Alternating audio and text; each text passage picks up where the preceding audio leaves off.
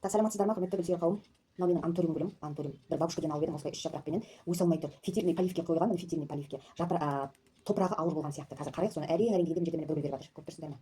Бір. Ну, гүл емес, бір жапырақ деген соны қарайық. Тамыры неге мынандай болып тұр? Тамыры қандай болып тұр екен? Қарайық. Өсе алмай тұр ғой, өсе алмай салатыс болып. Міне тамыры шамалы. Өсе алмай тұр. Әрең дегенде бір жапырақты беріп жатыр, тамыры өсе алмай тұр. Фитильный поливке қойып едім. Значит, антуринға бармайтын болып тұр.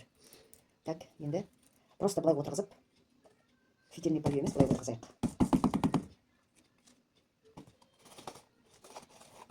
Топырағын жеңілдетіп, иә?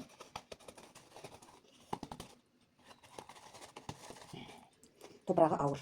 Ешқандай ішіне салынбаған екен, топырағына. Тамыры енді шірейін деп бастаған екен. Қазір міне жуып келдім. Тамырын жуып, стаканында енді қазір пенопласт салып, легкий грунт салып, соған егіп тастайық. Керамзиттің орнына мындай пенопластты салуға болады, потому что керамзиттің өзі де қымбат қой, қазір бәрі қымбат. В плане экономияда, экономдап салуға мына қалыпқанда болады. Сіздер қолдансаңыздар, қазір не көп мебельмен қалыпқа көп келеді ғой, қалыпқа салуға болады.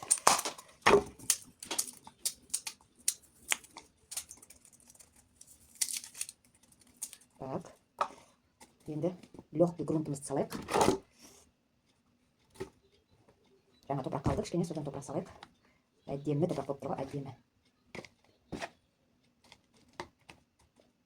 Ал енді осыған өсіп кетсін деп тілейміз. Осы антурин гүлімді өсіре алмай жүрмін. Өсіргім келіп, талпынып жүрмін, өсіре алмай жүрмін. Так. Осындай легкий грунт алып жазайық. Көрініп тұрған бар.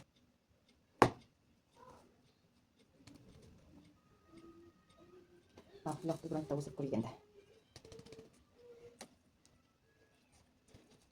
Фитильный полив қойған жоқпын.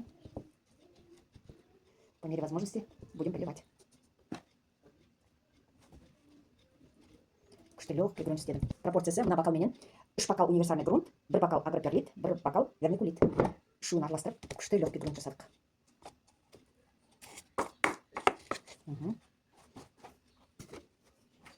Аздап су құйып қояйық. Бұны да солай 2-3 недельға дейін удобрение тыңайтқыш бермейміз. Пока грунттың өзіне жетеді. Так, все. Ары қарай уақыт жасаймыз. Менімен бірге болғандарыңызға көп рахмет. Сау саламатта болыңыздар, заман тыныш болсын. Пока-пока.